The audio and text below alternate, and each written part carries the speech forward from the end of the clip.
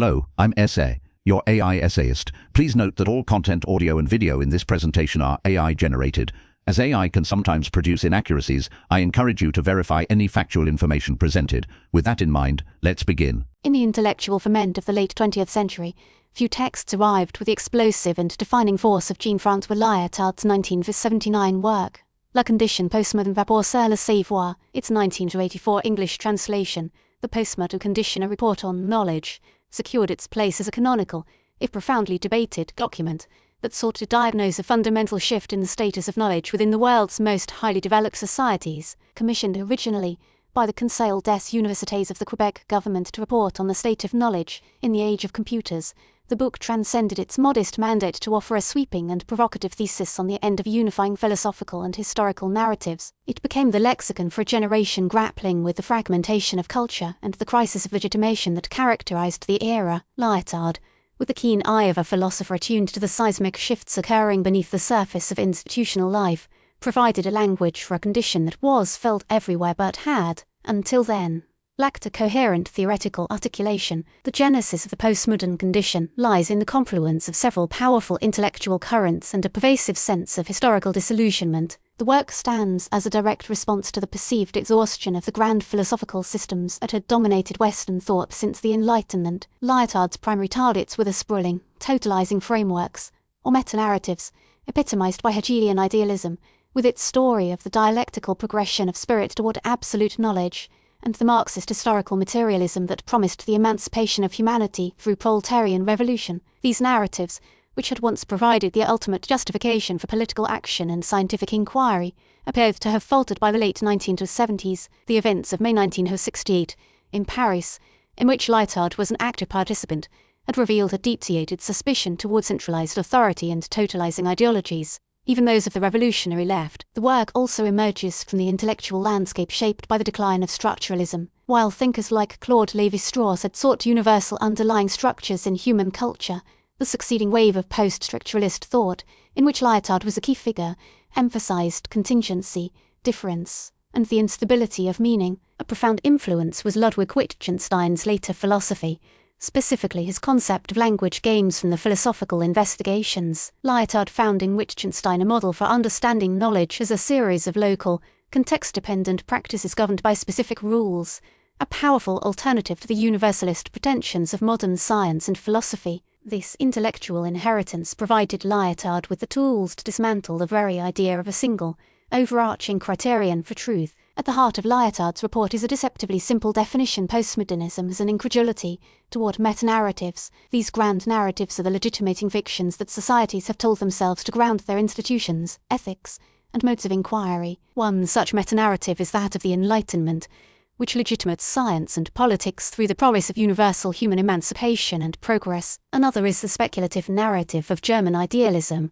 which posits knowledge as part of the self-realization of a universal subject. Lyotard argues that the 20th century, with its world wars, its totalitarian regimes, and the stark realities of post-industrial capitalism, has shattered the credibility of these stories. Auschwitz, he famously suggests, refutes the Hegelian narrative of progress. In the place of legitimation, by grand narrative, a new principle has arisen: performativity. In the postmodern condition, the question of a statement's truth yields to the question of its utility. Knowledge ceases to be an end in itself, it becomes a commodity, an informational product to be created, stored, and exchanged. Its value is determined by its efficiency, its contribution to the optimization of a system. The university, the state, and the corporation increasingly demand knowledge that performs, that generates marketable skills, profitable technologies, or enhanced social control. This instrumentalization of knowledge, driven by the rise of computer technology and information databases, transforms the very nature of learning and risks.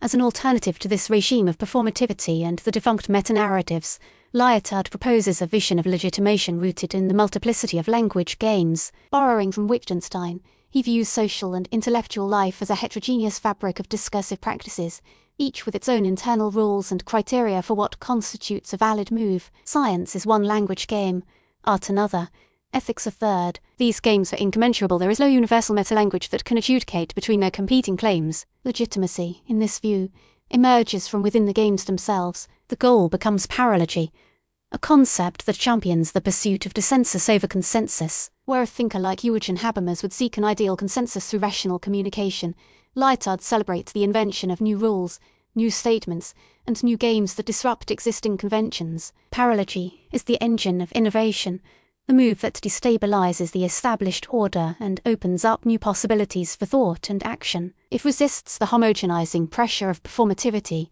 by prioritizing the unforeseen and the uncodifiable. Lyotard even sees this paralogical impulse at work within what he terms postmodern science. He points to developments like fractal geometry, pioneered by Benoit Mandelbrot and René Thom's catastrophe theory. These fields explore irregularity, instability, and discontinuous change, challenging the classical scientific ideals of predictability and linear causality. They represent a science that embraces complexity and undecidability, much as Kurt Gödel's incompleteness theorems had earlier demonstrated the inherent limitations of formal axiomatic systems. This new scientific ethos, for Lyotard, resonates with the broader postmodern sensibility. The immediate impact of the postmodern condition was immense and far-reaching, extending well beyond the corridors of academic philosophy. Its publication provided a theoretical anchor for the burgeoning postmodern movements in architecture, which rejected the monolithic functionalism of the modern style in favour of eclectic and ironic quotation in art, which interrogated the very notion of originality, and in literary theory, where the deconstruction of stable meaning became a central practice. The book's concepts, particularly metanarrative and performativity, were rapidly absorbed into the critical lexicon of the humanities and social sciences. Lyotard had given a name and a framework to a pervasive cultural mood, and his work became an obligatory point of reference for anyone seeking to understand the cultural logic of the late 20th century. The ideas articulated in the report became a fertile ground for subsequent intellectual development. Frederick Jameson, in his monumental Postmodernism, or The Cultural Logic of Late Capitalism, accepted Lyotard's diagnosis of cultural fragmentation but resituated it within a decidedly Marxist framework. For Jameson, the incredulity toward metanarratives was a cultural dominant corresponding to a new stage of global, multinational capitalism. The aesthetic of passage and the waning of effect were symptoms of a society saturated by the commodity form. Jean Baudrillard took Lyotard's ideas about information and knowledge in an even more radical direction, arguing that in a postmodern era, the distinction between the real and its representation had collapsed into a state of hyperreality, a world of pure simulation, without origin or reference. While both thinkers built upon Lyotard's initial insights, they also signalled the diverse and often conflicting trajectories that postmodern theory would. The work also elicited powerful critiques, most notably from the German philosopher Eugen Habermas. In a direct response, Habermas defended what he called the unfinished project of modernity. He viewed Lyotard's rejection of universal reason and consensus as a form of neoconservative resignation, an abandonment of the Enlightenment's emancipatory potential. For Habermas, the answer to the failures of modernity was more modernity, specifically a renewed commitment to communicative rationality, where free and open discourse could lead to a rationally motivated consensus on norms and truth claims. The Habermas-Lyotard debate framed one of the major philosophical confrontations of the 1980s, pitting the defense of universalism against the celebration of difference and dissensus. Other critiques came from Marxist scholars, who found Lyotard's focus on language and discourse to be an idealistic retreat from the material realities of class struggle and economic exploitation. They argued that his theory, while perceptive about cultural shifts, offered little in the way of a concrete political program for challenging the power of capital. Decades after its publication, the postmodern condition remains a work of enduring resonance. It functions less as a definitive proclamation of a new historical epoch, and more as a brilliant and prescient diagnosis of emergent tendencies that have since become dominant features of our world. Lyotard's analysis of knowledge as a performative commodity has become startlingly relevant in an age of big data, algorithmic governance, and the relentless pressure on academic institutions to demonstrate their economic value. His skepticism toward grand, unifying stories seems almost prophetic in a contemporary political landscape fractured by identity, politics, and the proliferation of fake news and conspiratorial thinking,